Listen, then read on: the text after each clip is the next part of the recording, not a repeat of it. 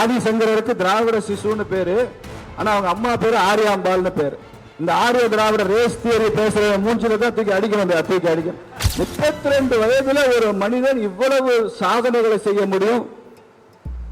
2500 ஆண்டுகள் கழித்தும் கூட அவரை பற்றி நினைவு கொண்டு பேசுகிற ஒரு வாழ்க்கையை வாழ முடியும்.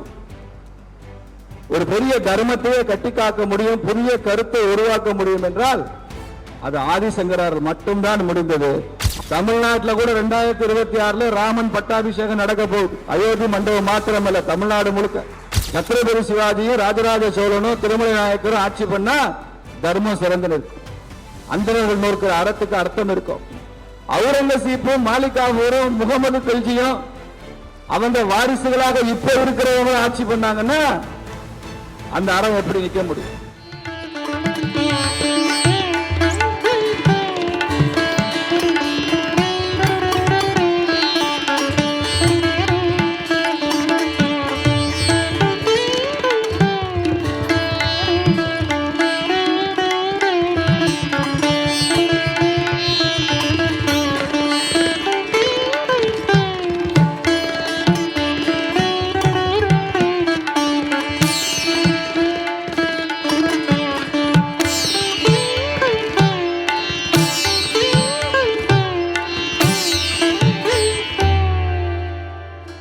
பெரியவர்கள் அனைவருக்கும், மேடையிலே அமர்ந்திருக்கிற எனது அன்பை அக்கா உமா ஆனந்தன் அவர்களுக்கும்,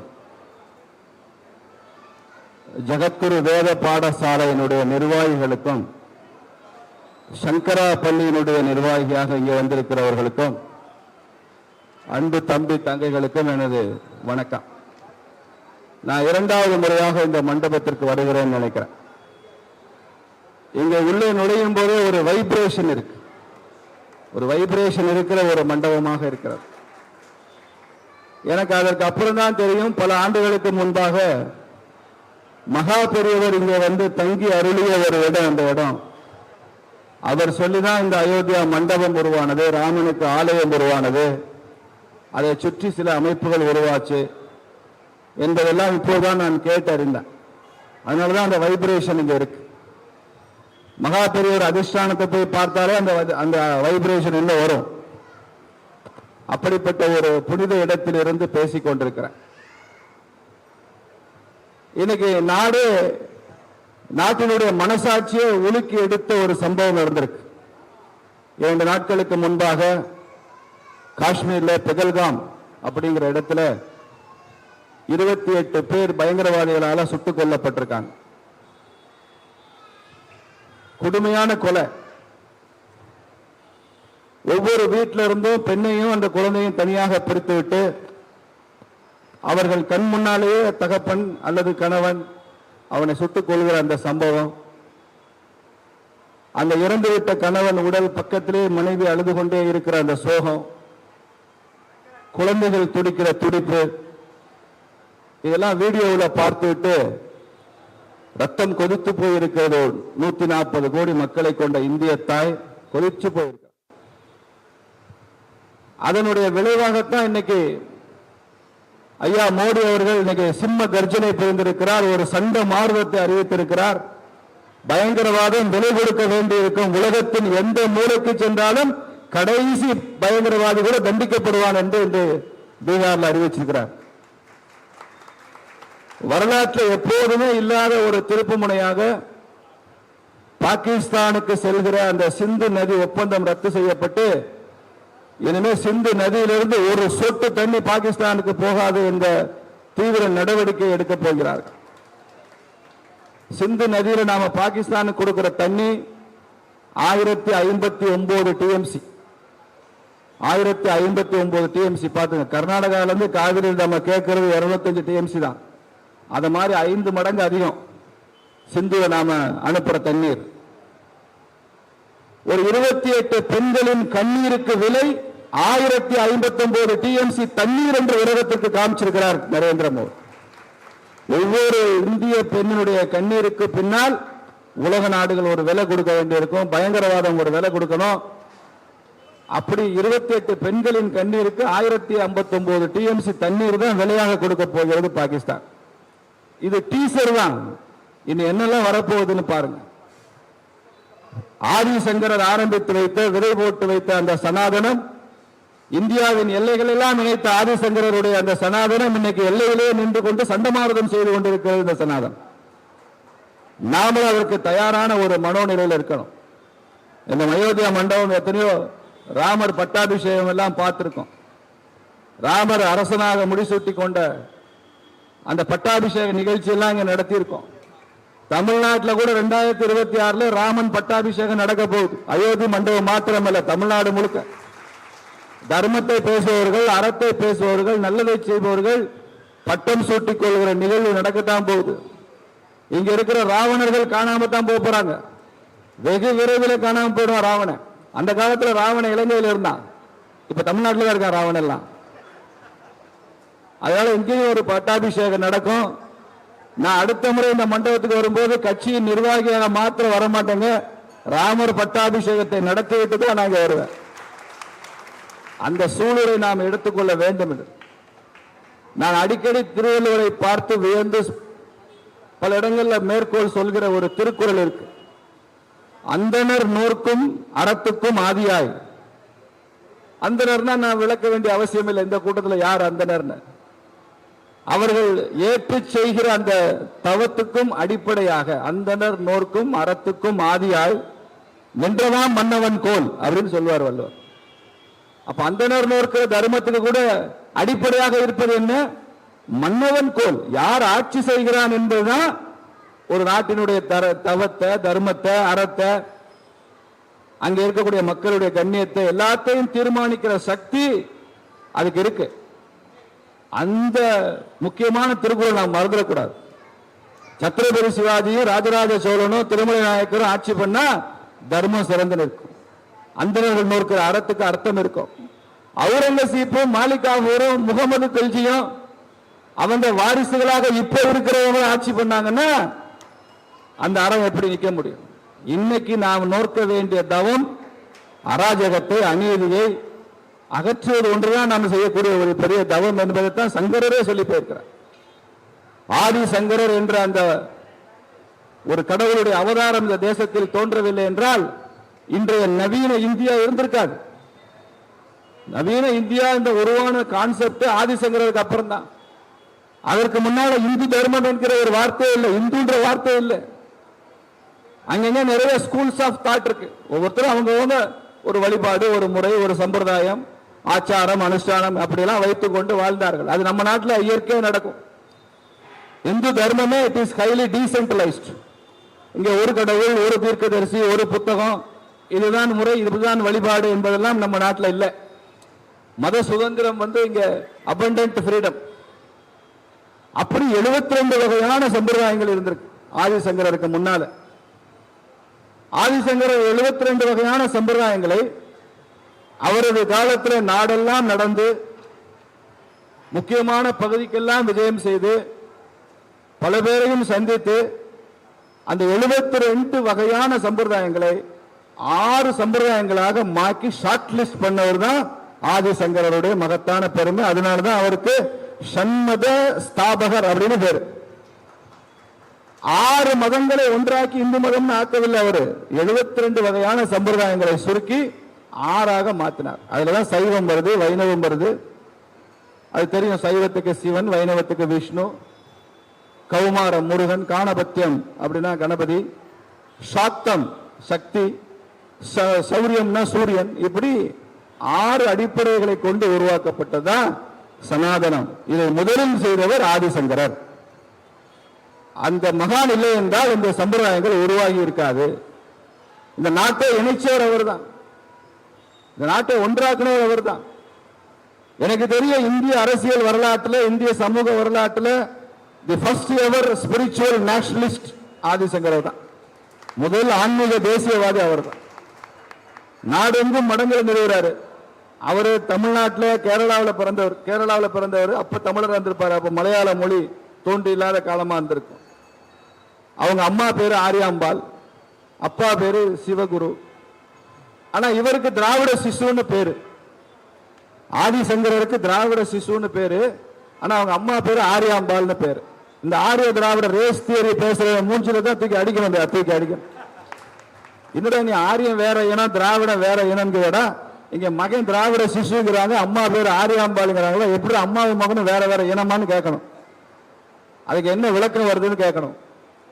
அப்படிலாம் வேற வேற இனம் எல்லாம் இல்லை. ஆரிய திராவிடம் என்பது இனம் இல்லை.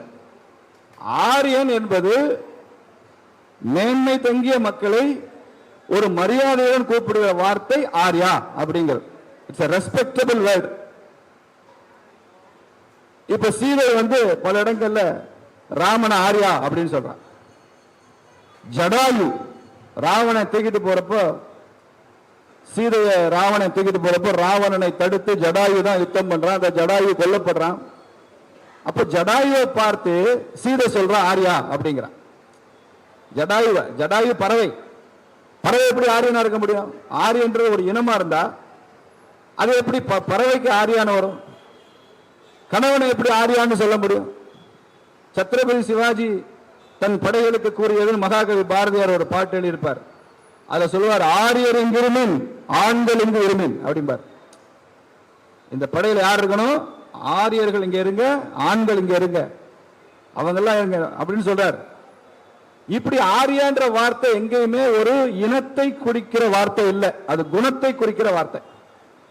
ஆரியன் என்பது குணம். அப்ப திராவிட என்ன? நம்ம தேசிய கீதத்தில் பாடுறோம், பஞ்சாப சிந்து குஜராத் மராட்டா திராவிட உட்கல வங்கான்னு பாடுறோம். திராவிட இருக்கு தேசிய கீதத்தில். ஆனா திராவிட என்பது நிலம், ஜியோகிராபி. அது ஒரு இனம் இல்லை, ஒரு ரேஸ் இல்லை. அது இப்ப நான் மதுரையில இருந்து வந்திருக்கேன், என்ன சில பேர் மதுரைக்காரன் சொல்லலாம். ஆனா மதுரைக்காரன்றது ஒரு ரேஸா? அது ஒரு இனமா? மதுரைக்காரன் வேற, மாம்பழத்துக்காரன் வேற, திண்டிவனத்துக்காரன் வேற, வேற வேற இனம் இல்லையில, அடையாளம் மதுரைக்காரர் அப்படிங்கிறது. அது மாதிரி திராவிட அப்படிங்கிறது ஜியோகிராபி. திராவிடங்கிறது ஜியோகிராபி. இந்தியாவில் ஒரு கிரிக்கெட்டர் இருக்காரு டிராவிட், ராகுல் டிராவிட். அவர் பிராமின். அவர் எப்படி பிராமின் ராகுல் டிராவிட் பேர் வைக்கலாம் சொன்னீங்கன்னா ஸ்டாலின் சண்டைக்கு போயிடுவார், பேரை மாத்து அப்படின்றார். அப்போ திராவிட என்பது நிலம், ஆரிய என்பது குணம். ரெண்டுமே இனம் இல்லை. இனம் இல்லாத ரெண்டு விஷயங்களை எடுத்து வைத்துக் கொண்டு அதை செயற்கையாக இணைக்க முயற்சி செய்து வடக்க இருக்கிறதெல்லாம் ஆரியம், தெற்க இருக்கிறதெல்லாம் திராவிடன்னு ஒரு கட்டுக்கதையை கட்டி, தெற்க இருக்கிறதெல்லாம் திராவிடனா இருந்தாலும் அதுல பிராமணர்கள் மாத்திரம் ஆரியர்களாம், புது கண்டுபிடிப்பு. இப்படி சொல்லி ஒரு 100 வருஷமா ஒரு குழப்பத்தை உருவாக்கி வச்சிட உடைக்க வந்ததான் சனாதனம் என்பதை இந்த கூட்டத்தில் நாம பதிவு செய்ய. இதெல்லாம் உடைக்கணும். பாபா சாஹேப் அம்பேத்கர் ரொம்ப தெளிவா சொல்லியிருக்காரு, இந்த ஆரிய திராவிட இனவாதத்துக்கு வரலாற்றை ரொம்ப முக்கியமான இடம் கொடுத்து வைக்கலாம்னா நம்ம வீட்டு குப்பை தொட்டியில் அதை போட்டுருங்க அப்படின்னு சொல்லியிருக்காரு அம்பேத்கர். ஆரிய திராவிட இனவாதத்தை அம்பேத்கரை ஏற்றுக்கொள்ளவில்லை. பிறகு அவருடைய வாரிசுகள் இங்க ஏத்துக்கிறாங்கன்னு சொல்றீங்களா? அது காரணம் வேற, அதனால ஏத்துக்கிறாங்க. அப்போ ஆரியாம்பாள் மகன் திராவிட சிசுவாக இருந்த ஆதிசங்கரர், அவர் வாழ்ந்த வாழ்க்கையே மொத்தம் 32 வயசு தான். 32 வயதுல ஒரு மனிதன் இவ்வளவு சாதனைகளை செய்ய முடியும்? 2500 ஆண்டுகள் கழித்தும் கூட அவரை பற்றி நினைவு கொண்டு பேசுகிற ஒரு வாழ்க்கையை வாழ முடியும்? ஒரு பெரிய தர்மத்தையே கட்டி காக்க முடியும், புதிய கருத்தை உருவாக்க முடியும் என்றால் அது ஆதிசங்கரால் மட்டும்தான் முடிந்தது. அப்படிப்பட்ட அளப்பரிய சிந்தனைக்கும் தத்துவத்திற்கும் சொந்தக்காரராக ஆதிசங்கர் தான். யோசிப்பாரு, 32 வயசுல பல பேர் வாழ ஆரம்பிக்கிறது 32 வயசுல ஆரம்பிக்கிறான். அதை முழிச்சு என்ன நடக்குதுன்னு தன்னை சுத்தி பார்க்கும்போதே 32 வயசு தாண்டி போயிருக்கு. ஜோசியிட்ட போனா இந்த ராசிக்கு 35 வயசுக்கு மேலதான் லேசா ஆரம்பிக்கும், தேசம் நல்ல தேசம் வரும்ன்றாரு. சங்கருக்கு என்ன ராசின்னு எனக்கு தெரியாது, அவருக்கு நல்ல தேசம் பிறக்கிறதுக்கு முன்னால இருந்தே இருக்கு, பூர்வ ஜென்மத்தில இருந்தே அவருக்கு நல்ல தேச புத்தி நடக்குதுன்னு நினைக்கிறேன். அப்படிப்பட்ட ஒரு அற்புதமான மகான், அவரை பற்றி நாம் பேசுவோம். ஆதிசங்கரர். சங்கரர் என்ன சொன்னார், அவர் என்னெல்லாம் வியாக்கியானங்கள் சொன்னார், இதெல்லாம் நன்றாக என்னை விட தெரிஞ்ச ஒரு ஆடியன்ஸ் மத்தியில தான் நான் பேசுறேன். உங்களுக்கும் துணிச்சல் இருக்கணும், எனக்கும் துணிச்சல் இருக்கணும். நான் வரும்போது யோசித்து கொண்டுதான் வந்தேன். உங்களுக்கு என்ன துணிச்சல் இருக்கணும், சனாதனம்னா என்ன, சங்கரம்னா என்னன்னு முழுசா தெரிஞ்சதுக்கு அப்புறமும் ஒருத்தனை கூப்பிட்டு நம்ம முன்னால பேச வைக்கிறோம், அதை சொல்லு அப்படின்னு சொல்றோம்னா உண்மையிலே நீங்க எல்லாம் துணிச்சல்காரர்கள் தான் என்பதை நான் ஒத்துக்கொள்றேன். உங்க துணிச்சலை பாராட்டுறேன். ஆனா அதை ஏற்றுக்கொண்டு வந்து நிக்கிறேன் பாருங்க, நான் ஏன் துணிச்சலை நீங்க பாராட்ட வேண்டும் என்று கேட்டுக்கொள்றேன். நான் அக்காட்ட சொன்னேன், எனக்கு என்ன பேசுறதுன்னு தெரியலக்கா, அக்கா சொன்னாங்க, நீங்க என்ன வேணாலும் பேசுங்க தம்பி, சங்கரரை பத்தி சனாதனை பத்தி. இப்படிதான் ஒரு வெளிநாட்டுல யுத்தம் வந்ததான், படைகளுக்கு ஆட்கள் பத்தல. அப்ப அந்த மன்னன் ஆணையிட்டானா, இந்த நாட்டில் உள்ள எல்லா ஆண்களும் யுத்தத்துக்கு வந்துடணும், ஆண் பிள்ளைகள் எல்லாம் யுத்தத்துக்கு வரணும், வயதான கிழவனா இருந்தா கூட பரவாயில்ல, ஏதோ கையில கிடைச்ச ஒரு ஆயுதத்தை எடுத்துக்கிட்டு இல்ல துப்பாக்கி எடுத்துட்டு வந்துடும். அப்ப அந்த நாட்டுடைய மத குருமார்கள் எல்லாம் போய் மன்னன்ட்ட கேட்டாங்களா, ராஜா நீ பாட்டுக்கு எல்லாரையும் கிடைச்ச ஆயுதம்லாம் எடுத்துட்டு வான்னு சொல்லிட்ட, நாங்கெல்லாம் மத குருமார்கள், நாங்க துப்பாக்கியை இப்படி வச்சு சுடுறதா இல்ல இப்படி திருப்பி சுடுறதா கூட தெரியாது எங்களுக்கு, எங்களை கூப்பிடுற.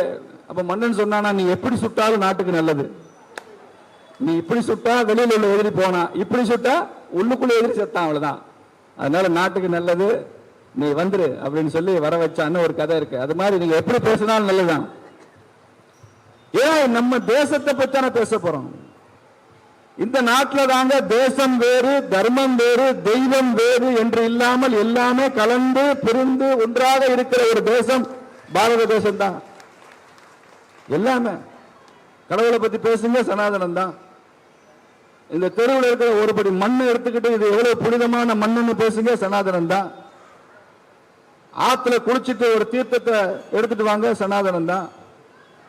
ஒரு சமுத்திரத்தை பாக்குறீங்க, சனாதனம் தான். வீட்டுல அப்பா அம்மாவை நமஸ்காரம் பண்றோம், சனாதனம் தான். வீட்டுல பெரியவங்க படம் மாட்டி வச்சிருக்கிறோம், சனாதனம் தான்.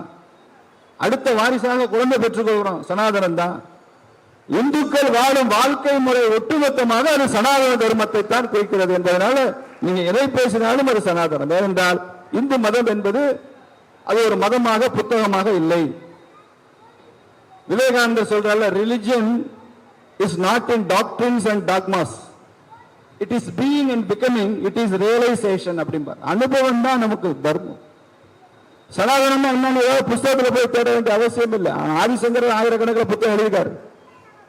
அவர் தான் உபனிஷத்துக்கு பாஷ்யம் எழுதினார், அவர் தான் பகவத்கீதைக்கு முதல்ல பாஷ்யம் எழுதினார், அவர் தான் பிரம்மசூத்திரத்துக்கு பாஷ்யம் எழுதினார். அவருக்கு பேரே பாஷ்யக்காரர் பேரு. அவர் எழுதின ஸ்தோத்திரங்கள் 70க்கும் மேல. சின்ன வயசுல ஒரு 5-6 வயதுக்குள்ள இருக்கும் போது ஒரு வீட்டுக்கு போறாரு பிக்ஷைக்காக. அப்ப அந்த வீட்டில் பெண்மணிக்கு கொடுக்கறதுக்கு எதுவுமே இல்லையா. அப்ப என்னமோ கொடுக்கணுமே, ஏதோ ஒரு பிராமண வீட்டு பையன் பிக்ஷைக்காக வந்திருக்கானே, ஏதாவது கொடுக்கணும்னு அந்த பொண்ணு ஏதோ தேடி தேடி எடுத்து ஏதோ நெல்லிக்காய் ஊறுகாய் இருந்ததான், அதை எடுத்து கொடுத்தாங்களா, இதுதான்ப்பா இருக்கு அப்படின்னு. அந்த அம்மாவோட அன்பை பார்த்து ஆன் தி ஸ்பாட் அவர் பாடினதான் கனகதாரா ஸ்தோத்திரம். அப்படியே தங்கம் கொட்டுச்சான். அவர் பாட பாட பாட அந்த வீட்டில் தங்க மழை கொட்டியது கனகதாரா ஸ்தோத்திரம். அப்படி புஜங்கம், சுப்பிரமணிய புஜங்கம், சிவ புஜங்கம், வரிசையா விநாயகருக்கு ஒரு புஜங்கம், விஷ்ணுக்கு ஒரு புஜங்கம், இப்படி புஜங்கங்கள், ஸ்தோத்திரங்கள், பாஷ்யங்கள். அவர் தொடாத சித்தாந்தமே இல்லை. கடைசியா அவர் தொட்டது மிகப்பெரிய பிலாசபி அவர் ஃபவுண்ட் பண்ணது அத்வைதம். அத்வைதத்துக்கு இன்னும் உலகமெல்லாம் இன்னும் புது புது விளக்கம் கொடுத்துட்டு இருக்காங்க. உலகத்தின் பல வெளிநாட்டு பல்கலைக்கழகங்கள் தத்துவத்துறையில ஸ்கூல் ஆஃப் பிலாசபில அத்வைதம் டீச் பண்ணாத உலக பிலாசபியே கிடையாது. நீங்க world system philosophy, rationalism, idealism, existentialism இப்படி எல்லாம் சொல்லும் போது இந்தியாவோட தர்ஷனாஸ் அதை பத்தி பேசுறப்போ அத்வைதத்தை சொல்லித்தான் ஆகணும். அத்வைதம்னா இரண்டு அல்லன்னு அர்த்தம். அத்வைத அத்வைத இரண்டு அல்ல அப்படின்னு சொல்லி நிறுத்திக்கிறார் சங்கரர். அதுல என்ன அந்த பிலாசபி ஆரம்பிக்குது.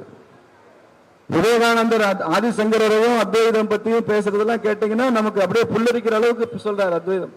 அத்வைதம் என்பது மிகப்பெரிய சித்தாந்தமாக மாறி அதை வைத்துக் கொண்டுதான் மிகப்பெரிய தர்க்கங்கள் நடத்துறார். ஆதிசங்கரர் தர்க்கத்தில் கெட்டிக்காரர், நாடெல்லாம் சென்று தர்க்கங்கள் நடத்துறார். ஏன்னா அதற்கு முன்னால தோன்றிய மதங்கள் பௌத்தமும் சமணமும் ரொம்ப ஹைலி இன்ஸ்டிடியூஷனலைஸ்ட் ரிலிஜனா இருந்தது, மொனாஸ்டிக் ரிலிஜனா இருந்தது, துறவு மனப்பான்மை கொண்ட துறவிகளை உருவாக்குகிற மதமா இருந்தது. அதை கவுண்டர் பண்ணணும், தர்க்கத்தில் அதை ஜெயிக்கணும். நாடு முழுக்க போறார். அதையெல்லாம் அரசன் சார்ந்த மதங்களாக மாற்றினாங்க. சமணமும் பௌத்தமும் வித்தவுட் கிங் அந்த ரிலிஜன் இருக்காது. அதனால முதல்ல அவங்க மன்னனை மதம் மாற்றுவாங்க. மதுரைக்கு வந்தீங்கன்னா கூன் பாண்டியனை சமணனா மாத்திட்டா மக்கள் சமணருக்கு மாறிடுவாங்க. முதல்ல கூன் பாண்டியனை மாத்துவாங்க. அதனாலதான் திருநாவுக்கரசர் போய் கூன்பாண்டியனை மறுபடியும் சைவத்துக்கு கொண்டு வந்தார். இப்படி மன்னர்களை கேப்சர் பண்ணாங்க. இது இந்து தர்மத்துக்கு ரொம்ப புதுசு. மன்னனுக்கும் மதத்துக்கும் இங்க சம்பந்தமே கிடையாது. மன்னன் பக்கத்திலே போக மாட்டாங்க துறவிகள். துறவிக்கு வேந்தன் துரும்பு போகவே மாட்டாங்க. ஆனா அங்கே அப்படிதான் நடந்தது. King will patronise the religion. அப்போ இந்த மாதிரி நிறைய சவால்கள், மதமாற்றம், ஆலயங்கள் சீரழிந்திருந்தது, வேத நெறி குறைஞ்சு போச்சு. மதுரையில எல்லாம் சொல்றாங்க, எங்க பார்த்தாலும் வேத முழக்கம் கேட்குமா. பழைய பாட்டுல எல்லாம் மதுரை காஞ்சியில எல்லாம் எழுதப்பட்டிருக்கு 2000 வருஷத்துக்கு முன்னால வேத முழக்கம் கேட்கும். இப்ப எல்லாம் போங்க, காலைல எத்தனை ரேடியோ போட்டு என்னென்னமோ முழக்கம் எல்லாம் கேட்குது. இப்போ வேதத்தை தவிர எல்லா முழக்கமும் இருக்கு மதுரையில. உங்க ஊர் அப்படிதான். அந்த வேத நெறியை திரும்ப தழைத்து இந்த நாட்டில் மறுபடி ஸ்தாபிதம் செய்தவர் ஆதிசங்கரர் தான். அவர் இல்லை என்றால் மறுபடியும் இந்த வேத நெறிக்கு ஒரு புதிய உயிர் கிடைச்சிருக்காது. அதை நாடெல்லாம் போய் செஞ்சார். இந்த ஆதிசங்கருடைய காலமே என்னன்னு பல பேர் அதை ஒரு சர்ச்சை குறிசா மாத்தின டிஸ்பியூட். ஆதிசங்கரர் கிபி 8ஆம் நூற்றாண்டுன்றான், ஆதிசங்கரர் கிமு 5ஆம் நூற்றாண்டு. ஏன்னா இந்த வெளிநாட்டில் இருக்கிற ஹிஸ்டோரியன்ஸுக்கு, பிரிட்டிஷ்காரனுக்கு, இங்கிலீஷ்காரனுக்கெல்லாம் அவனுக்கு ஒரு சைக்காலஜி இருக்கு. எல்லாத்தையுமே அவன் கிறிஸ்துக்கு அப்புறம் தான் காமிக்கணும்னு நினைப்பான். கிறிஸ்துவுக்கு முன்னாலேயும் இங்க ஒரு நாகரிகம் இருந்தது, சிந்தனை இருந்தது, பெரிய பெரிய தத்துவம் இருந்தது என்பதெல்லாம் அவன் ரொம்ப கஷ்டப்பட்டு தான் நம்புவான். அவன் சுலபமா ஏத்துக்க மாட்டான். அது அவனுடைய பழக்காது. அதனாலதான் உயிரினங்கள் தோன்றினதே 4000 வருஷத்துக்கு முன்னால கொண்டு போக முடியல. ஏன்னா அவனுடைய பிபிலிக்கல் பிலீஃப் அவனை தடுக்குது. அதனால ஆதிசங்கரரை கிறிஸ்துவுக்கு பின் அப்படின்னு காமிக்கிறதுக்கு தான் ஹிஸ்டோரியன்ஸ் முயல்றாங்க. ஆனால் நான் ஆணித்தரமாக அடுத்து சொல்வேன், ஆதிசங்கரர் கிறிஸ்துவுக்கு முந்தையவர், பிஃபோர் கிரைஸ்ட். புத்தர் எழுப்பிய பல கேள்விகளுக்கு, தர்க்க ரீதியாக புத்தர் எழுப்பின பல கேள்விகளுக்கு ஆதிசங்கரர் பதில் சொல்றாரு. அப்படிதான் இன்னைக்கு எல்லா ஹிஸ்டரியை பதிவு செஞ்சிருக்கு. ஆன்மான்னா என்னன்றது ஆரம்பிச்சு பல உலகாவிய தத்துவங்களை பத்தி, ஜீவாத்மா பரமாத்மா பற்றி எல்லாம் புத்தருடைய தர்க்க ரீதியான கேள்விக்கு பதில் சொல்றாருன்னா, புத்தர் 6ஆம் நூற்றாண்டு கிமு, இவர் கிபி 8ஆம் நூற்றாண்டுன்னா அப்ப 1400 வருஷம் கழிச்சு ஆதிசங்கர் வந்து பதில் சொல்லியிருப்பாரு. புத்தமும் சமணமும் கோலோச்சி தர்க்க ரீதியாக வெற்றி பெற்றார் என்று வரலாறு வருகிறது என்றால், அப்ப புத்தருக்கு அப்புறம் ஒரு 100 வருஷம் கழிச்சு பெரிய பெரிய புத்த நிறுவனங்கள்லாம் இருந்திருக்குமே தவிர 1400 வருஷம் கழிச்சு எந்த நிறுவனம் இருந்திருக்கும்? அப்போ பிஃபோர் கிரைஸ்ட் தான் ஆதிசங்கரர் என்பதுல எனக்கு குழப்பம் இல்லை. உங்களுக்கு குழப்பம் இருந்தா அதை பத்தி எனக்கு கவலை இல்லை. சரி, நான் ஒன்றும் வரலாற்று நிபுணர்லாம் இல்லை, காமன் சென்ஸ் ஹிஸ்டோரியன் நான். அந்த அடிப்படையில் சொல்கிறேன், புத்தருக்கு கவுண்டர் கொடுத்தாரு, புத்தருடைய தர்க்கத்துக்கு கவுண்டர் கொடுத்தாரு ஆதிசங்கரர். புத்த மதம் எப்படிப்பட்ட நிறுவன அமைப்பை உருவாக்குச்சோ அது மாதிரி இந்து மதத்தில் நிறுவனங்களை உருவாக்குனாரு. அதுக்கப்புறம் வந்ததுதான் காஞ்சி மடம், சிருங்கேரி மடம், துவாரகை, பூரி, ஜம்மு காஷ்மீர்ல மடம். இப்படி மடங்களை உருவாக்குவதுமே அந்த காலத்துல புத்திஸ்ட் சமணர்கள் தோற்றுவிச்ச அந்த ஸ்டைல் தான். அந்த பாணியில் தனது சனாதனமும் நாம கொண்டு போகணும்னு நினைச்சுதான் ஆதிசங்கர் அந்த மாதிரி மடங்களை நிறுவுறார், இன்ஸ்டிடியூஷனலைஸ் பண்றார், தர்க்க ரீதியாக அவங்களை வெற்றி பெறுகிறார். அப்ப இப்படிப்பட்ட ஒரு கவுண்டர் ரெடி பண்ணி சனாதனத்தை மீட்டுருவாக்கம் செய்த புகழ் ஆதிசங்கருக்கு உண்டு. அதன் வழியாக வந்த மடங்கள், அதிலும் குறிப்பாக நாம் புனிதமாக போற்றுகிற காஞ்சி மடம் இந்த 2500 வருஷத்துல வரலாற்றுல மிகப்பெரிய பங்களிப்பை செய்திருக்கிறது என்பதிலே நமக்கு எந்த சந்தேகம் கிடையாது. சமீபத்தில் எவ்வளவு விஷயம். பல பேர் இறந்த பிறகு தெய்வமாறாங்க. இந்து மத நம்பிக்கையில நம்ம வீட்டிலே கூட நமது முன்னோர்கள் இறந்த பின்பு அவர்கள் தெய்வமாகிறார்கள் என்பது நமக்கு தெரியுமானால், இருந்த போதே தெய்வமாக வாழ்ந்தவர் மகா பெரியவர். அவருடைய வாழ்க்கையை பார்க்கிறோம், பிரமிச்சு போறோம். அவரோட பழகியவர்கள் அவரை பற்றி சொல்வதை கேட்டு பிரமிச்சு போறோம். அவருக்கு தெரியாத அரசியல் இல்லை, அவருக்கு தெரியாத விளக்கம் இல்லை. தெய்வத்தின் குரல்லாம் வாசிச்சா அற்புதமா இருக்கு, ஆச்சரியமா இருக்கு. இதெல்லாம் எப்படி சொல்றாரு அவர்? மத்திய பிரதேசத்துல இருந்து ஒருத்தர் காஞ்சி மடத்துக்கு வர்றாரு. உங்க ஊர் என்னன்னு கேட்கிறாரு பெரியவர். அப்ப இந்த ஊரு, ஓ இந்த ஊரா, அப்ப உங்க ஊர்ல ஒரு 2 அரச மரம் பின்னி பிணைஞ்சு இப்படி இருக்கோ அப்படின்னு கேட்கிறாரு. எங்க மத்திய பிரதேசத்துல இருந்து வரான், கிராமத்துல இருந்து. ஆமா எங்க ஊர்ல இந்த அப்படி 2 மரம் பின்னி, உங்களுக்கு எப்படி தெரியும் சாமி? இல்ல அப்படி 2 மரம் பின்னி பிணைஞ்சிருக்கிற ஊருக்கு தான் இந்த பேர்ல ஊருக்கு பேர் வைப்பாங்க அப்படின்றார். ஊர் பேரே இப்படி இருந்தா அந்த ஊர் பேரு அந்த ஊர்ல 2 அரச மரம் பிணைஞ்சு நிக்குமா? இது எப்படி தெரியுதா இருக்கு? இந்த மாதிரி பல ஆச்சரியங்கள். ரஷ்ய மகாபெரியரை பத்தி ஒரு ரஷ்யாவில இருந்து வந்த ஒரு டிப்ளமேட் எழுதினாரு, வடக்கு ரஷ்யால பெண் குழந்தைகளுக்கு நீங்க நம்ம நாட்டில் உள்ளவங்க மாதிரியான பேர் இந்து பேர் வைக்கிறீங்களான்னு கேட்டுக்காரு. உண்மைதான், வச்சிருக்கிறாங்க. வடக்கு ரஷ்யால இருக்கு இந்த மாதிரி பேர்கள், அங்க பெண்களுக்கு பேர் வைக்கிறாங்க ரஷ்யால, ரஷ்யர்கள். அது யார் தெரியுமா? காயத்ரி மந்திரத்தினுடைய கோ ஃபவுண்டர் எங்க ஊர் பொண்ணு அப்படின்னு சொன்னாராம் காஞ்சி பெரியார். அந்த பேர் ரஷ்யால வைக்கிறாங்க, நம்ம வைக்கிறது இல்லை, ரஷ்யால வைக்கிறாங்க. இப்படி எவ்வளவு அற்புதங்களை நடத்தி காமிச்சிருக்கிறார். அதற்கப்புறமா ஜெயேந்திரனுடைய மிகப்பெரிய பங்களிப்பு இந்த ராம மண்டபம், அயோத்தி மண்டபத்தின்னு சொல்றேன். அயோத்தி பிரச்சனைக்கு தீர்வு காண அவர் எடுத்துக்கொண்ட அந்த முயற்சி, நீங்க சொன்னா நம்ப மாட்டீங்க. சில இஸ்லாமிய அமைப்புகள் நாங்க போய் சங்கராச்சாரியாரை பார்க்கிறதா அப்படின்னு ஒரு ஈகோ இருக்கத்தானே செய்யும், பிடிவாதம். நாங்க வரமாட்டோம் அப்படின்னு சொன்னப்போ அரசாங்க தரப்புல சொல்லியிருக்கிறாங்க, நாங்க எப்படி அவங்களை சமாதானப்படுத்தி உங்களை சந்திக்க கூட்டம் வந்துடுறோம். அப்ப அவர் சொன்னாராம், அப்படிலாம் வேண்டாம், அவங்க தொந்தரவு பண்ணாங்க. அப்ப என்ன செய்யலாம் சாமி, அவங்க இருக்கிற இடத்துக்கு நான் போறேன், பிரச்சனை தீரணும் என்று அவர்கள் இருக்கும் இடத்திற்கு இவரே சென்று பேச்சுவார்த்தையில் ஈடுபட்டு, உங்களுக்கு அதெல்லாம் தெரியும் அந்த எப்படியெல்லாம் அந்த பேச்சுவார்த்தை போச்சு, அதுல எப்படி சுமூகமான தீர்வு வந்தது. அன்னைக்கு அயோத்தியில பிரம்மாண்டமான ராமர் ஆலயம் எழுப்பப்பட்டிருக்கிறது என்றால் அதற்கு பின்னால காஞ்சி மடமும் இருக்கிறது என்பதை இந்த இடத்துலையும் நான் சொல்லி ஆகணும். அவ்வளவு பெரிய பங்களிப்பை மடங்கள் செஞ்சிருக்கு. இதெல்லாம் they take inspiration from Adi Shankara, Jagadguru Adi Shankar. அவற்றிருந்தா எல்லாம் இன்ஸ்பிரேஷன் வரும். அவருடைய தபஸ் தான் இன்னும் எல்லாரையும் வழிகாட்டி கொண்டிருக்கிறார். அவர் வாழ்ந்த வாழ்க்கை தான் எல்லாரையும் வழிகாட்டி கொண்டிருக்கிறார். இப்படி ஒரு வாழ்க்கை இன்னைக்கு அந்த சனாதனத்துக்கு எப்படிப்பட்ட ஆபத்தெல்லாம் வந்திருக்குன்னு நம்ம பார்த்து கொண்டுதான் இருக்கிறோம். சனாதனம்ன்ற வார்த்தையே 2 அர்த்தம் இருக்கு. சனாதனம் 2 வேற வேற. ஒரு வார்த்தைக்கு என்ன அர்த்தம்னா பழசுன்னு அர்த்தம். சனானா பழசுன்னு சொல்றாங்க, பழையது. தனானா புதியதுன்னு அர்த்தம். சனாதனம்னா பழசுல புதுசு, புதுசுல பழசு, இதுதான் சனாதனம் அப்படின்னு சொல்றாங்க. அதுக்கு ஒரு பெரிய ஒரு உதாரணம் சொன்னாரு. கன்னியாகுமரி போறீங்க, அங்க போய் காலைல சன்ரைஸ் பார்க்கலையா அப்படின்னு சொல்றோம். சன்ரைஸ் பார்க்கறோம்னு போறோம். இந்த சன்ரைஸ் எத்தனை வருஷமா இந்த உலகத்துல நடந்துட்டு இருக்கு? இந்த பூமியில 1 லட்சம் வருஷமா, 2 லட்சம் வருஷமா, இந்த பிரபஞ்சம் தோன்றின வருஷம் நடந்துட்டு தான் இருக்கு. அல்லது குறைஞ்சபட்சம் நாம பிறந்ததுக்கு அப்புறம் சன்ரைஸ் பார்த்துட்டு தான் இருக்கும். எத்தனையோ வருஷமா சூரிய உதயத்தை பார்த்துட்டே இருக்கும். அப்போ ஆயிரக்கணக்கான லட்சக்கணக்கான ஆண்டுகளாக இருந்து வருகிற சூரிய உதயம் தான், பழசுதான். ஆனால் ஒவ்வொரு நாளும் நம்ம இதை பார்க்க விரும்புகிறோமே, அது புரியுது. இதுதான் சனாதனம். பழசுதான், ஆனா அது புதுசுதான். ஒவ்வொரு நாளும் அது புதுசுதான்.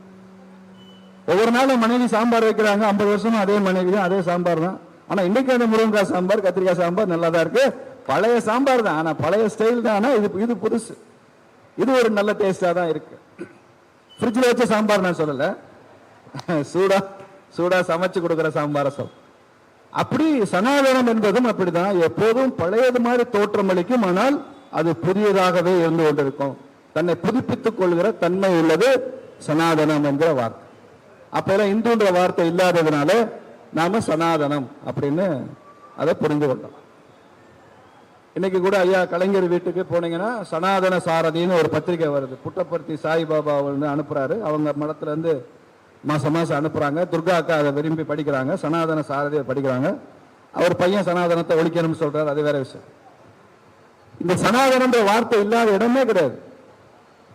இந்த தேசத்தையே ஒரு சனாதன தர்மத்தின் வடிவமாக அரவிந்தர் பார்த்தாரு, பாரதியார் பார்த்தாரு, விவேகானந்தர் பார்த்தாரு. நாடுதான் சனாதனம், இந்த தேசம் தான் சனாதனம். இந்த மண்ணு தான் இந்த கருத்தை கொடுத்திருக்கு, இந்த மண்ணு தான் இந்த தர்மத்தின்படி வாழ வைத்திருக்கு, இந்த மண்ணு தான் உலகம் முழுக்க எல்லோரும் மகிழ்வாக வாழ்கிற ஒரு வாழ்வியல் நெறியை உலகத்திற்கு சொல்லி இருக்கு. இதுதான் சனாதனம். அப்ப நம்ம சனாதனத்தை புத்தகங்கள்ல சாஸ்திரங்களுக்குள்ள தேடக்கூடாது, அது வாழ்வியல் நெறியாக நமது முன்னோர்கள் சொல்லி சென்றிருக்கிறார்கள். எல்லாரும் புத்தகத்தை பார்த்து தான் படிச்சுக்கணும்னா இந்த நாட்டில் படிச்சிருக்க முடியாது. மற்ற மதங்களுக்கும் இந்து தர்மத்துக்கும் என்ன வித்தியாசம் இருக்குன்னா, அவங்கெல்லாம் they are religions of book, புத்தகத்திலிருந்து உருவான மதங்கள். பைபிளோ குரானோ அதுல ஒரு எழுத்து கூட மாற்ற அதிகாரம் அவங்களுக்கு கிடையாது. அட்டையை கூட மாற்ற முடியாது, அதே அட்டை தான் போடணும். அதை கூட மாற்றுறது கூட அதிகாரம் கிடையாது. ஒரு எழுத்து, ஒரு வாசகம், ஒரு சொல்ல கூட மாற்ற முடியாது. வேணா அதுக்கு வேற விளக்கம் கொடுக்கலாம், ரீஇன்டர்பிரேஷன் கொடுக்கலாமே தவிர மாற்ற முடியாது. இந்து தர்மம் சனாதனம் என்பது it's not religion of books, it's religion of experience. அனுபவத்தில் இருந்து எதுவுமே படிக்காதவங்க இங்க பெரிய மகானா இருக்கலாம். ராமகிருஷ்ண பரமஹம்சர்ட்ட ஒரு சீடன் கேட்டானா, இந்து தர்மத்தில் புத்தகங்களுக்கு என்ன இடம், புனித நூல்களுக்கு என்ன இடம், என்ன முக்கியத்துவம் அப்படின்னு கேட்டாராம். அவர் கேட்டாரா, நீ எங்க வேலை செய்யற? ஏதோ ஒரு கவர்மெண்ட் ஆபீஸ்ல நான் கிளர்க்கா வேலை செய்யறேன். உன் மனைவி உங்ககிட்ட நீ சாயங்காலம் வரும்போது ஒரு பலசரக்கு சிட்டை எழுதி கொடுத்து அந்த லிஸ்ட் இருக்கிற பொருள்லாம் வீட்டுக்கு வாங்கிட்டு வா, அரிசி பருப்பு எண்ணெய் புளி மிளகாய் உப்பு அப்படி பெருசா லிஸ்ட் எழுதி கொடுத்து வாங்கிட்டு வானா என்ன செய்வேன்? நான் வாங்கியதை பயிரை பத்திரமா வச்சுக்குவேன். அப்புறம் ஆபீஸ் அலுவலகம் முடிஞ்சு சாயங்காலம் வரும்போது வீட்டுக்கு வாங்கிட்டு வருவேன். சரி, அது எவ்வளவு நேரம் பத்திரமா வச்சிருப்போம்? ஐயோ கொலையா கொண்டுடும், ஒன்னு மிஸ் ஆச்சு, தொலைஞ்சேன் நான். அதனால நான் ஆபீஸ்ல போய் எடுத்து அதை வாசிக்குவேன், எத்தனை பொருள் எண்ணிக்குவேன், மடிச்சு வச்சுக்குவேன். அப்புறம் கொஞ்ச நேரம் கழிச்சு எடுத்து பார்ப்பேன், ஒன்னொன்னுக்கு என்ன ரேட்டு வரும்னு போட்டு வச்சுக்குவேன். கையில் இருக்கிற பணம் போதுமா போதாதான்னு தெரியாது, போதும்னு நினைச்சு வச்சுக்குவேன். அதுக்கப்புறம் சாப்பிட்றப்ப மதியானம் சாப்பிட தட்டி பார்த்துக்க, தொலைஞ்சு போச்சோ, பத்திரமா வச்சுக்கணுமே. சரி, அதுக்கப்புறம் சாயங்காலமா கடைக்காரன்ட்ட போவேன், பலசர கடைக்காரர்கிட்ட அந்த லிஸ்ட்டை கொடுப்பேன். அவர் எல்லாம் லிஸ்டெல்லாம் போட்டு ஜாமான்லாம் கொடுத்து ஒரு பயிர் அப்படி கொடுத்துருவாரு, நான் பணத்தை கொடுத்துருவேன். இப்போ என்ன செய்வேன்? அந்த லிஸ்ட்டை அவ கொடுத்த லிஸ்ட்டை அங்கேயே கிழிச்சு போட்டு பொருளை எடுத்துட்டு பலசரக்கு ஜாமான் எடுத்து வீட்டுக்கு வந்துடுவேன். அவ்வளவுதான்டா, பலசரக்கு கடை லிஸ்ட் தான்டா புனித நூல்கள் புத்தகம். அதோட முடிஞ்சு போச்சு இந்து தர்மத்துல. எப்படி இந்த லிஸ்ட் உனக்கு வழிகாட்டுதோ, இந்த லிஸ்ட் இதெல்லாம் உனக்கு நினைவுபடுத்துதோ, இந்த சிட்டையில் இருக்கிறதெல்லாம் வாங்கணும்னு உனக்கு நினைவுறுத்தி கொண்டே இருக்கோ, அது மாதிரி புத்தகம் கடவுளை சுட்டி காட்டும், அதற்கு வழிகாட்டும், அந்த அனுபவத்தை தேடி நீ போவதற்கு உதவி செய்யும். ஆனால் எப்போது உனக்கு இறை அனுபவமே கிடைத்து விட்டதோ, புத்தகம் எல்லாம் தேவையில்லை, தூக்கி போட்டு கிழிச்சு போட்டு மேல போயிடு. அப்படி இறை அனுபவமே கிடைச்சிட்டா பகவத்கீதை வேண்டாம், ராமாயணம் வேண்டாம், மகாபாரதம் வேண்டாம், தேவாரம் திருவாசகம் பிரபந்தம் எல்லாம் வேண்டாம். அனுபவம் கிடைச்சிடணும், அது வரைக்கும் தான் அது வேணும். அந்த அனுபவத்திற்கு அப்புறம் இதையெல்லாம் தடைகள் தேவையில்லை அப்படின்னு பரமஹம்சர் சொல்லியிருக்கிறார். இதை விட நல்ல பொருத்தமா ஒரு கதை சொல்லி விளக்க முடியாது. எவ்வளவு கஷ்டமான விஷயத்தையும் சின்ன சின்ன கதைகள் மூலமா சொல்லி அதை விளக்குறதுல பரமஹம்சருக்கு ஈடு இணை உலக வரலாறுலே கிடையாதுன்னு நினைக்கிறேன். அவ்வளவு அற்புதமா கதை சொல்லுவார் அவர். எல்லாமே கடவுள் தான் இருக்காரு, எல்லாமே நாராயணன் தான் அப்படின்னு இருக்காரு. ஒருத்தர் ரோட்ல போயிட்டே இருந்திருக்கான், ஒரு யானை வந்திருக்கு, மேல யானை பாக இருந்திருக்கான். பரமஹம்சர் என்ன சொன்னாரு? எல்லாமே நாராயணன் தான். அந்த பாகன் சொல்லியிருக்கான், ஒதுங்கி போங்க ஒதுங்கி போங்க அப்படின்னு இருக்கான். நாராயணன் தானே வர்றாரு, யானையும் நாராயணன் தானே, அப்ப நாராயணன் வந்தா நாம ஒதுங்கணும் அப்படின்ட்டு நின்றுட்டே இருந்திருக்கான். அந்த யானை என்ன பண்ணிச்சு, துதிக்கையை வச்சு டம்முன்னு ஒரு தட்டு தட்டி விட்டுட்டு அது போயிடுச்சு. நல்ல யானை, லேசா தட்டி விட்டு போயிடுச்சு. இவன் கீழே விழுந்து காயம், கட்டு போட்டு பரமஹம்சர்ட்ட வந்திருக்கான். சாமி, நீங்க எல்லாமே நாராயணன் சொன்னீங்கல்ல, யானையும் நாராயணன் தானே? ஆமா, யானை நாராயணன் தான். அந்த நாராயணனை கீழே தள்ளி விட்டான் சாமி, தட்டி விட்டான். அப்படியே என்ன நடந்துச்சு? இவன் நடந்ததெல்லாம் சொல்லியிருக்கான். நான் தான் எல்லாமே நாராயணன் தானே சொன்னேன். ஆமா, யானை பாகனும் நாராயணன் தானே, அவன் தான் ஒதுங்க அந்த நாராயணன் சொல்லியிருக்காரு, நீ ஏன் கேட்கல? யானை பாகன் நாராயணன் தான். அந்த நாராயணன் என்ன சொன்னான்? மேல உள்ள நாராயணன் ஒதுங்கி போ யானை தட்டிடும் சொன்னான்ல, அந்த நாராயணன் சொல்ல கேட்கணும்ல அப்படின்னு சொன்னாராம். பாரு எவ்வளவு கெட்டிக்காரா இருக்காரு தர்க்கத்துல. இந்த மாதிரி தர்க்கங்கள் எல்லாம் அந்த காலத்துல கெட்டிக்காரங்க. ஆதிசங்கரே தர்க்கம் பண்ணி ஜெயிச்சிருக்காரு. ஆதிசங்கர தர்க்கம் பண்ணி ஜெயிக்கிற காலம் அப்ப இருந்திருக்கு. ஆனா இன்னைக்கு தர்க்கமே கிடையாது, குதர்க்கம் தான் எல்லாம். இந்த குதர்க்கத்துல ஜெயிக்கிறது தர்க்கத்துல ஜெயிக்கிறத ரொம்ப கஷ்டம். நல்லா தெரிஞ்சுக்கிட்டே ரொம்ப கேட்பான், ஒரு விஷயத்தை டைவர்ட் பண்றதுக்காக கேட்பான். ஓ, நீங்க அப்படி சொல்றீங்க அப்படித்தானு சொல்லி பொய்யா சொல்லுவான், இட்டு கட்டி சொல்லுவான். ஆதிசங்கரே இப்ப வந்தாருன்னா தர்க்கத்துல ரொம்ப சிரமம் தான் படுவார். டிவி டிபேட்டுக்கு எல்லாம் போனாலும் ரொம்ப கஷ்டம் தான் படுவார். ஏன்னா பூரா இவ்வளவு பொய் சொல்றீங்களா, எப்படி ஊழல் இருக்கீங்கன்னு கேட்பாரு ஆதிசங்கர். அவ்வளவு அந்த காலத்துல நல்லவங்க நிறைய இருந்திருக்காங்க. இவ்வளவு பேப்பர் கிடையாது, இங்கிலீஷ் பேப்பர் தமிழ் பேப்பர்லாம் இல்ல, டிவி கிடையாது, டிவி சீரியல்லாம் இல்லாதனால ரொம்ப நல்லவங்களா வாழ்ந்த ஒரு காலம் இருக்கு நம்ம ஊர்ல. அதனால இந்த தர்க்கம் ஜெயிச்சிருக்கு அப்போ சங்கரர் காலத்தில். இன்னைக்கு சனாதனம் என்பது புதிய வடிவம் எடுத்து வந்திருக்கிறது. நமது வாழ்க்கை முறையே சனாதனமாக மாறி இருக்கிறது. அதை நாம புரிந்து கொள்ளணும். நமது முன்னோர்கள் பெரிய பெரிய நூல்களில் இருக்கிற தத்துவார்த்த கருத்துக்களை இசை வடிவமா, கலை வடிவமா, நாடக வடிவமா கீழே வரைக்கும் கொண்டு போயிருக்காங்க. எனக்கு எழுத படிக்க தெரியாதுன்னு ஒருத்தர் கவலைப்பட வேண்டிய அவசியமே இல்லை. ஒருத்தர் உடையப்பா ஒரு பெரிய நடிகர் ஹரிச்சந்திர நாடகம் போடுவார். நான் நடந்த சம்பவம் சொல்றேன். மதுரை பக்கத்தில் சோழவந்தான்ல விவேகானந்தா கல்லூரி இருக்கு, திருவேடகத்தில் இருக்கு. அங்க நரசிம்மன் ஒரு பெரிய சான்ஸ்கிரிட் மேத்தமெட்டிக்ஸ் ப்ரொஃபசர். அவர் நம்ம RSS அமைப்புக்கெல்லாம் அந்த பயில தலைவராக இருந்தார். அவர் என்ன பண்ணுவாருன்னா யோக வாசிஷ்டம் இதெல்லாம் அவர் ரொம்ப கெட்டிக்காரு, ரொம்ப டீப் இன்சைட்ஸ் இன்டு பிலாசபி, ரொம்ப ஸ்ட்ராங். அவர் எல்லா சான்ஸ்கிரிட் லிட்ரேச்சர்லையும் ஸ்ட்ராங்கா இருப்பார். இந்த உடையப்பா நாடகம் எங்க போட்டாலும் போயிடுவார். ஹரிச்சந்திர நாடகம் சைக்கிளே போவார். அந்த காலத்துல பைக்கு காரெல்லாம் இல்லை, சைக்கிள் எடுத்துட்டு 5 கிலோமீட்டர் 10 கிலோமீட்டர் சைக்கிளே போயிட்டு நாடகம் ராத்திரி 2 மணி 3 மணிக்கு முடியும், திருப்பி சைக்கிளே காலேஜுக்கு வந்துடுவார், ஹாஸ்டல். கொஞ்ச நாள் கழிச்சு அந்த உடையப்பாக்கு தெரிஞ்சு போச்சு, இவர் பெரிய ப்ரொஃபசர், ரொம்ப படித்த பண்டிதர், நம்ம நாடகத்துக்கு விடாம வர்றாரு. நாடகம் கேட்கறது மாத்திரம் இல்ல, நோட்ஸ் போட்டு எழுத ஆரம்பிச்சிடாரு. அவர் என்ன சொல்றாருன்னு எழுத ஆரம்பிப்பார். அப்ப இவர் வந்த உடனே தனியா ஒரு சேர் ஸ்டூல்லாம் கொடுத்து கௌரவம் உட்கார வச்சு அவருக்கு மரியாதை பண்ண ஆரம்பிச்சு. இப்ப நாங்க ஒரு தடவை கேட்டவர்கிட்ட, இந்த உடையப்பா நாடகம் ஒரு தடவை பார்த்தா போதும், ஹரிச்சந்திர நாடகம் இல்ல ஏதோ 1-2 மிஸ் பண்ணிட்டீங்க, 2வது தடவை பார்த்தா போதும், எப்பயுமே போயிட்டு இருக்கீங்களே சார் ஜி, என்ன விஷயம்? அப்ப அவர் சொன்னாரு, இன்னும் எனக்கு இருக்கு, உடையப்பா நாடகத்தினுடைய ஹரிச்சந்திர நாடகத்தினுடைய ஒவ்வொரு வசனமும் உபனிஷத்துல இருக்குன்னு சொன்னார். உபநிடதங்கள்ல இருக்கிறது தான் ஹரிச்சந்திர நாடகத்துல இருக்கு. அவங்க சொல்ற ஒவ்வொரு வசனமும் உபநிஷத்துல இருக்கு. நான் எடுத்து சொல்றேன் பாருங்கன்னு.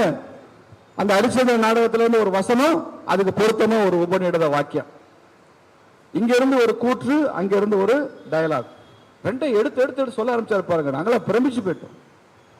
அப்ப எனக்கு இந்த சின்ன வயது, ஒருவேளை அப்ப உட்காந்து எழுதி வச்சிருந்தா இப்ப என்ன சொன்னான்னு கூட சொல்லியிருப்பேன். அவருக்கு நடந்துட்டே சொல்லிட்டே வந்தார். அப்ப பாருங்க, நம்ம நாட்டில் முன்னோர்கள் வேதம் இருக்கு, அதுக்கப்புறம் உபநிடதம் இருக்கு, அதுக்கப்புறம் புராணங்கள் வருது, இதெல்லாம் போதாதுன்னு அதுக்குரிய இசை வடிவம் வருது, நாடக வடிவம் வருது, கலைகள் வடிவம் வருது. இவை எல்லாமே வேதத்திலிருந்து வீதி வரைக்கும் இருக்கக்கூடிய அத்தனையுமே செல்வது ஒரே விஷயம்தான், தர்மம், சனாதனம் என்கிற ஒரு மையப்புள்ளியை இணைவதுதான் தர்மம். அது வீதியோட நாடகமா இருக்கலாம், வேதமா இருக்கலாம். சத்தியத்தை தேடுவதுதான் இந்திய தர்மத்தின், இந்திய சமூகத்தின் வாழ்க்கை முறையாக அமைந்திருக்கிறது. இதைதான் சங்கரருடைய வாழ்க்கையில நாம் எடுத்துக்கொள்ள வேண்டிய பாடம் நினைக்கிறேன். இன்னைக்கு அதுக்கு பெரிய சவால். எல்லாவற்றிலுமே இன்னைக்கு சனாதனத்தை மீட்டெடுக்கிற வார்த்தை. தமிழ்நாட்டில் என்ன துரதிருஷ்டம், இந்த சனாதனம்னா இந்து தர்மத்தை குறிக்கிறது அப்படின்றதே பல பேருக்கு தெரியல. சனாதனத்தை ஒழிப்பேன்னு சொன்னா அதுக்கு என்ன பொருள்னு தெரியல பல பேருக்கு. அது என்னமோ நினைச்சிட்டு சொல்றவனுக்கும் தெரியல, கேட்கிறவனுக்கும் புரியல.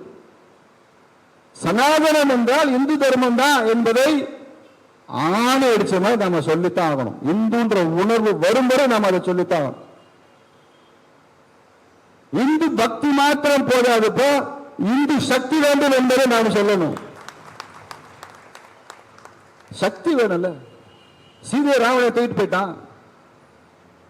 அவர் பெரிய அவதார புருஷர் தான், விஷ்ணுவோட அவதாரம் தான் ராமர்.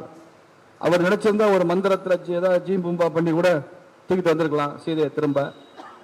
ஆனால் அவரே என்ன செய்யறாரு, யுத்தம் தான் தொடுக்கிறாரு. ராவணன் மேல யுத்தம் நடத்தி தானே ஜெயிச்சு தானே மீட்டு கொண்டு வர்றாரு சீதையை. அப்பதானே பெருமை. ராமன் என்பவன் நமது பக்தியின் அடையாளம் மாத்திரம் இல்லைங்க, இந்து சமுதாயத்தின் சக்தியின் அடையாளமா இல்லையா? கிருஷ்ணர் என்பவர் நமது சக்தியின் அடையாளமா இல்லையா? நமது சனாதன மகா புருஷர்கள் எல்லாம் சக்தியின் அடையாளமா தானே இருந்தாங்க. வீரமா இருந்தாங்க, விவேகமாக இருந்தாங்க, ஆண்மையுடன் இருந்தாங்க, துணிச்சலா இருந்தாங்க, அதர்மத்தை தட்டி கேட்டாங்க, அநீதியை எதிர்த்து போராடினாங்க. ராமாயணம் மகாபாரதமும் ரெண்டு இதிகாசங்களும் சொல்கிற ஒரே கருத்து என்னங்க, ஒரு பெண்ணுக்கு அநீதி நடந்தால் ஒரு பெரிய யுத்தமே நடக்கும் என்பதுதான் ராமாயணம் சொல்லுது, மகாபாரதம் சொல்லுது. ஒரு பெண்ணுக்கு நேர்ந்த அநீதி. இன்னைக்கு தமிழ்நாட்டில் ஒவ்வொரு பெண்ணுக்கும் அநீதி நடந்துட்டு இருக்க. அப்ப சனாதனம் நம்மள கொதிச்சுல போகணும். சனாதன தர்மமே பெண்ணை ஸ்ரீ தர்மம் தான் சனாதன தர்மம். பெண்ணை போற்றுவதுதான். சிறை செய்யும் காப்பு எவன் செய்யும், மகளிர் நிறை செய்யும் காப்பே தலை, வள்ளுவன் சொல்லியிருக்காரு இல்லையா? இன்னைக்கு அப்படி இல்லையே. நாடு முழுக்க கொதிச்சு எழுதுங்கிற நிலைமை உருவாயிருக்கு இன்னைக்கு. அப்ப இன்னைக்கு எத்தனை ஆதிசங்கரர் வேணும்? ஆதிசங்கரர் ஒருத்தர் தாங்க வருவாரு. அவர் 2500 வருஷத்துக்கு முன்னால வாழ்ந்து எல்லாம் என்னென்ன செய்யணும் செஞ்சுட்டு போயிட்டார். மிச்சத்தை எல்லாம் மீதி சங்கரர்கள் நாம தான் இன்னைக்கு பார்த்துக்கணும் எல்லாத்தையும். அப்பதான் ஆதிசங்கரர் மேல இருந்து நமக்கு அருளாசி பண்ணுவார். பரவாயில்ல, நம்ம பிள்ளைங்க நாம விட்டு சென்ற அந்த சனாதனத்தை தூக்கி பிடிப்பதற்கு இன்று நிறைய ஆட்கள் வந்திருக்கிறாங்க. அதுதானே. மற்ற எல்லாமே ரிச்சுவல்ஸ், சடங்கு, ஆச்சாரம், சம்பிரதாயம் அதெல்லாம் வச்சுக்குவோம். ரிச்சுவல்ஸ் இல்லாம பரமஹம்சர் சொல்ற மாதிரி தவிடு இல்லாம அரிசி மாத்திரம் விளையாது. சடங்காச்சாரம் இல்லாம ஒரு தத்துவம் மாத்திரம் வராது. அதனால இது இருக்கும். ஆனால் அதோடு நாம் நின்று விடக்கூடாது. எது கோர் அதை எடுத்துக்கணும். இன்னைக்கு இந்து தர்மம் தான் உலகத்திற்கு வழிகாட்டும்னு சொல்றாங்க. உலகத்தில் ஏதாவது ஒரு மதம், ஒரு தர்மம் உலகத்தில் பெரிய அளவில் அமைதியை கொண்டு வர வாய்ப்பு இருக்கிற ஒரு சிந்தனை இதெல்லாம் இருக்கிறது சொன்னா இந்து தர்மத்தில் அது இருக்கு. சர்வே பவந்து சுகினகான்னு பாடுறாங்கல்ல, நீ பாருங்களா? இப்போ சர்வே சந்து நிராமையா பாருங்க, யோசிச்சு பாருங்க. பயங்கரவாதிகள் சுட்டு கொன்னு 28 பேர் செத்து போயிட்டாங்க, அவங்களுக்கு மௌன அஞ்சலி பண்றோம். அந்த மௌன அஞ்சலியில கூட அது நிறைவேறும் போது சர்வே பவந்து சுகினகான்றோம். அந்த சுட்டவனுக்கு சேர்த்தான், புரியுது? அவனுக்கும் சேர்த்துனா சர்வே பவன், அவனும் நல்லா இருக்கட்டும் தான். சர்வே பவன் எல்லாரும் நல்லா இருக்கட்டும் அர்த்தம். டெரரிஸ்டுக்கும் சேர்த்து சாமி கும்பிட ஒரே மதம் இந்து மதம் தானுங்க. அவனும் நல்லா இருக்கிறது. அப்படி இந்த ஆச்சாரியார்கள், அந்தனர்கள், அறவழி நடப்போர் சொல்லலாம். ஆட்சியாளர்கள் அப்படி சொல்லக்கூடாது. புரியுதா உங்களுக்கு? வள்ளுவர் கொல்லாமை ஆற்றின் அறம் பிற செய்யாமை நன்று அப்படின்னு சொல்றார். கொல்லாமை ஆற்றின் கொல்லாத. ஆனா அதே வள்ளுவர் இளைதாக முள்மரம் கொள்க அப்படிங்கிறார். ஏன்னா அங்கே கொல்லாதனாரு வள்ளுவர், இங்கே கொள்கன்னு சொல்லிருக்கிறாரு. ரெண்டு குழப்பம். அப்படி இல்லை. அது அறத்துப்பால்ல சொன்னது, இது பொருட்பால்ல சொன்னது. அறத்துப்பால் சன்னியாச தர்மம், இல்லற தர்மத்தில் இருக்கிறவங்க சொன்னது. பொருட்பால் மன்னர்களுக்கு சொன்னது, ராஜநீதி. மன்னன் அகிம்சையா இருக்கக்கூடாது, அதர்மத்தை அழிப்பதான் மன்னனுடைய வேலையாக இருக்கணும். அவன் போய் நான் கொல்லாமை ஆற்றின். அதனாலதான் நம்ம சத்திரிய தர்மமே பால்பட்டு போச்சு. சத்திரிய தர்மமே என்ன? மக்களை காப்பாற்றணும்ல, அதான தர்மம். அதுல பால்பட்டு அதுல பிரச்சனை வந்ததுனாலதானே நாடே இப்படிலாம் வெளிநாட்டு சக்திகளுக்கு அடிமையாச்சு, வெளிநாட்டு படையெடுப்புக்கு அடிமையாச்சு. அதனால காலத்திற்கு ஏற்ற மாதிரி சனாதன தர்மத்தை புரிந்து கொள்ளணும். சாதாரண தர்மத்தையும் சனாதன தர்மத்தையும் நம்மளால வித்தியாசப்படுத்தி பார்க்க முடியல. சாதாரண தர்மம்னா என்ன? இப்ப ஒரு பொய் சொல்லாம இரு, சாதாரண தர்மம். சகஜ தர்மம், நல்லவனாரு, உண்மை பேசு, வாங்கின கடனை திருப்பி கொடு, கடன் வாங்காமையாவது இரு, ஒழுக்குமாறு, கெட்ட பழக்கங்கள் வச்சுக்காத. இதெல்லாம் சாதாரண தர்மம். பெண்ணுன்னா இன்னும் கொஞ்சம் கூடுதலா ஒழுக்கத்தோட இருக்கணும், கற்போட இருக்கணும், ஆண்னா ஒரு இந்த மாதிரி கடமைகள்ல இருக்கணும், இப்பெல்லாம் சொல்றோம். சனாதன தர்மம்னா என்னன்னா, இந்த சாதாரண தர்மத்துக்கு மரியாதையை உருவாக்குறதா சனாதன தர்மம். இப்போ யோசிச்சு பாருங்க, கண்ணகி கற்புடன் இருந்தால் 2000 வருஷத்துக்கு முன்னால கதை. அமெரிக்காவில் உள்ள பெண்கள் கற்போடு இருக்கிறது இல்லையா? ஜெர்மனியில உள்ள பெண்ணுக்கு கற்பு இல்லையா? அப்படி நான் நம்ப மாட்டேன். உலகத்துல எல்லா இடங்களிலும், எல்லா நாடுகளிலும், எல்லா நாகரிகங்களிலும் கற்புடைய பெண்கள் லட்சக்கணக்கில் எல்லா சொசைட்டிலும் இருக்கிறாங்க. ஆனால் ஒரு பெண் கற்புடன் வாழ்ந்தால் என்பது 1000 ஆண்டுகளாக போற்றுகிற சமுதாயம் இந்தியாவில் மட்டும்தான் இருக்கு. உண்மை பேசுறேன்னு எல்லா ஊர்ல இருக்கான் சார். ஆனா உண்மை பேசினான்னு ஒரு மன்னனை ஹரிச்சந்திரன் இன்னும் கூட போற்றுகிறோமே, அந்த தன்மை தான் சனாதனம். உண்மை பேசுறது சனாதனம் இல்ல, கற்புடன் வாழ்வது சனாதனம் இல்ல. அது சாதாரண தர்மம், ஒரு மனித தர்மம், சகஜமான தர்மம். அதை போற்றணும் அப்படின்னு நினைக்கிறது சனாதன தர்மம். சாதாரண தர்மம்ன்றது பயிர் மாதிரி, சனாதன தர்மம்ன்றது வேலி மாதிரி. இப்ப என்ன பண்றான்? இந்த மாதிரி வேல்யூஸ மதிக்காத தன்மையை உருவாக்குறான். அதுதான் இன்னைக்கு சனாதனத்தில் உள்ள சவால். புரியுதா உங்களுக்கு? வெளிநாட்டிலிருந்து முகலாய மன்னர்கள் படையெடுத்து வரும்போது நம்ம நாட்டினுடைய மரியாதைக்குரிய சின்னங்களை அழித்தார்கள். கோயில் அழிச்சிரும் முகல்ஸ். அவுரங்கசீப் அந்த கோயில் இடிமா, பாபர் ராமர் ஆலயத்தை இடிமா, மீர்பாகியை வச்சு இடிச்சு கொண்டுமா, இதெல்லாம் அவனே எழுதத்தான் சொல்றேன். இதெல்லாம் நடக்கும் முகலாயர் ஆட்சியில. அதுக்கப்புறம் பிரிட்டிஷ் ஆட்சி வரும்போது அவன் என்ன பண்ணான்னா, மரியாதைக்குரிய சின்னங்களை அழிப்பது அல்ல, சின்னங்களை அழிச்சா ஹிந்து பேக்லாஷ் வருது, இதெல்லாம் ஆர்கனைஸ் ஆயிடுறான், யுத்தத்துக்கு தயாரா இருக்கான். ரெண்டு பக்கம் பெரிய யுத்தம் நடக்குது, அதை ஜெயிக்க முடியல அவனை. அதனால என்ன பண்ணு, ரெஸ்பெக்டபிள் சிம்பிள்ஸ் அழிக்க வேண்டாம், சிம்பிள் மேல இருக்கிற ரெஸ்பெக்ட் அழிச்சிடும், சின்னங்கள் மீது இருக்கிற மரியாதையை அழித்து விடு. மரியாதைக்குரிய சின்னத்தை அழிக்கிறது இல்ல. முகலாயர்கள் பசுவை வெட்டுமா, இவன் என்ன சொல்லுவான்னா அப்படி வெட்டுன்னு சொல்ல மாட்டான், அதுக்கு பேர் என்ன சொல்லுவான், பசுமாடு மட்டும் என்ன பெருசா புனிதம், அப்ப பசு புனிதம்னா எருமை புனிதம் இல்லையா, ஆட்டுக்குட்டி கூட தான் பால் தருது, அது புனிதம் இல்லையா? இப்ப கன்ஃபியூஷன் கிரியேட் பண்ணுவான். புரியுதா உங்களுக்கு? நம்ம மனசுல கன்ஃபியூஷன் கிரியேட் பண்ணுவோம். அப்பா அம்மா தெய்வம் அப்படின்னு சொல்றோம். அது என்ன அப்பா அம்மா தெய்வம்? உங்க அப்பா டாஸ்மாக்ல குடிச்சிட்டு சீரழிஞ்சு போய் கிடக்குறான், இடுப்புல வேட்டி இருக்கான்னு கூட தெரியாம தெரிறான், அவனை போய் தெய்வம் தான் நீ அப்படின்னு ஒரு பையனுக்கு சொன்னா உண்மைதான். போய் டாஸ்மாக்ல போய் குடிச்சு சீரழித ஒரு அப்பா, எந்நேரமும் குடும்பத்துல ஒரு பெரிய வன்முறையை நடத்துற அப்பா, அவர் எப்படி தெய்வமா இருக்க முடியும்? அது என்ன வருமா வராதா? பெண்கள் புடவை கட்டணும், ஐயோ இது 10ஆம் பஸ்லைத்தனம், புடவை எல்லாம் கட்டக்கூடாது, ஜீன்ஸ் போட்டணும், டிஷர்ட் போட்டு தான் போகணும். இந்த மாதிரி எதெல்லாம் புனிதமா நினைச்சோமோ, எதெல்லாம் சிறப்பா நினைச்சோமோ, அதை பற்றியெல்லாம் இன்னைக்கு நவீன கல்வி மூலமா, நவீன நாகரிகத்தின் மூலமா அதை பற்றியெல்லாம் கொச்சையான, அதை பற்றி ரொம்ப குறைத்து மதிப்பிடுகிற ஒரு மனநிலையை உருவாக்குறது. குழந்தை பத்துக்காத டிங் கல்ச்சர்ங்கிறான். டிங்க் கல்ச்சர்னா டபுள் இன்கமா, நோ கிட்ஸ்.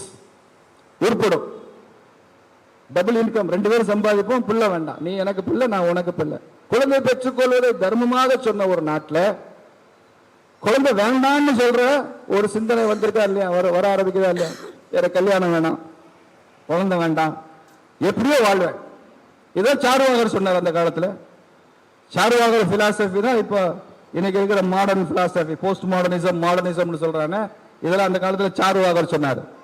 சாருவாகர் என்ன சொல்றாரு தெரியுமா? நீ சந்தோஷமா வாழ்றவன் ஒரு லட்சியம், நல்லா இருக்கிற பணம் எல்லாம் செலவழி. சரி செலவழிச்சாச்சு, பணம் பத்தல, கடன் வாங்க, கடன் வாங்கி செலவழி.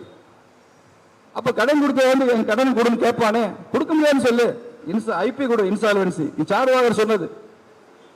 கடன் வாங்கி நெய் சாப்பிடுனார் அவர். சாருவாகர் பிலாசபில வருது, கடன் வாங்கியாவது நெய் சாப்பிடு, கடன்கார வந்து கடன் கேட்டா கொடுக்கணும்னு அவசியம் இல்லை. இப்படி ஒரு பிலாசபி. இப்ப இந்த கிரெடிட் கார்டு சிஸ்டமே சாருவாகர் பிலாசபில தான் வருது. உங்கள்கிட்ட இல்லாத பணத்தை செலவழிச்சுட்டு போ, கேட்டா ஐபி கொடுத்துரு, இன்சால்வென்ட் கொடுத்துரு. இந்த மாதிரி நமது பாரம்பரியமான வேல்யூ சிஸ்டத்து மேல ஒரு பெரிய தாக்குதல் நடக்குதா இல்லையா? இன்னைக்கு ஒரு பெண் நான் கற்போட இருக்க போறேன் அப்படின்னு ஒரு கல்லூரியில படிக்கிற ஒரு பொண்ணு தனது சகாக்கள் மத்தியில பேச முடியுமா?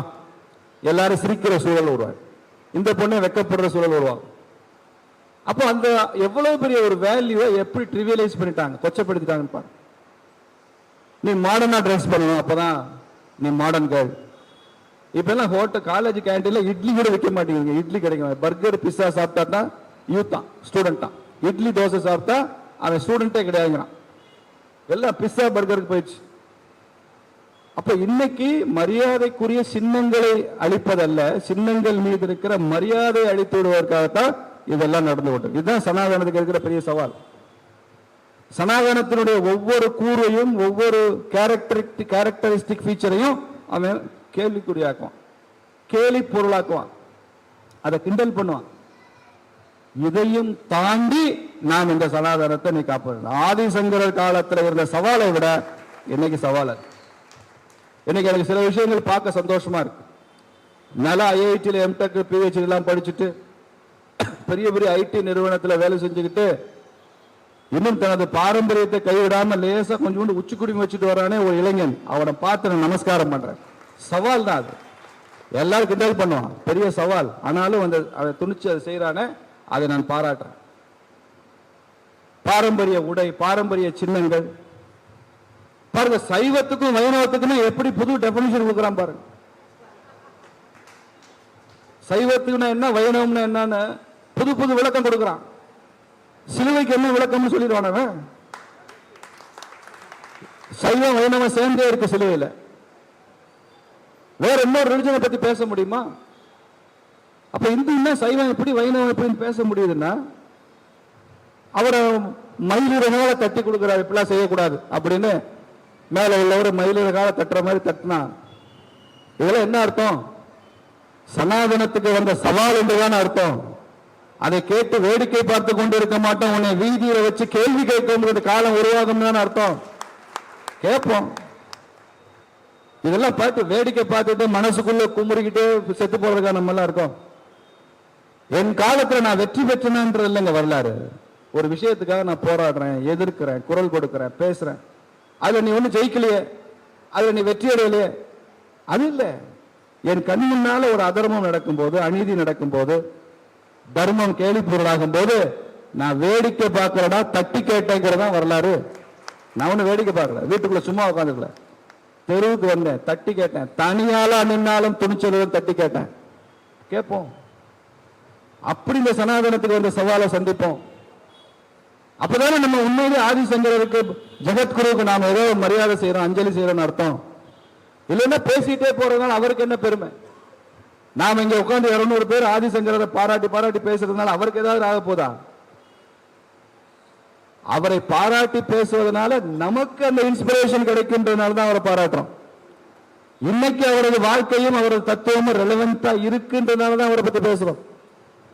இன்னைக்கும் அவர் நிறுவிய மடங்கள், காஞ்சி மடம் போன்று இந்த உலகத்திற்கு, உலக அமைதிக்கு, தர்மத்திற்கு பங்களிப்பு ஆற்றி கொண்டிருக்கிறதுனால தான் அதை பத்தி பேசுறோம்.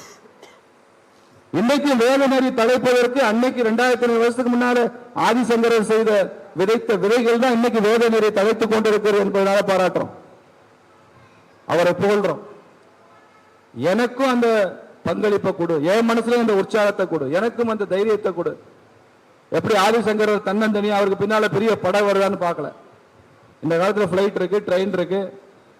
நீங்க ஒரு காஷ்மீருக்கு போகணும்னா ஒரு 6-7 ஹவர்ஸ்ல போயிடலாம். ஆதிசங்கரர் காலத்துல கேரளாவில இருந்து காலடியாவே தான் நடந்து போகணும்.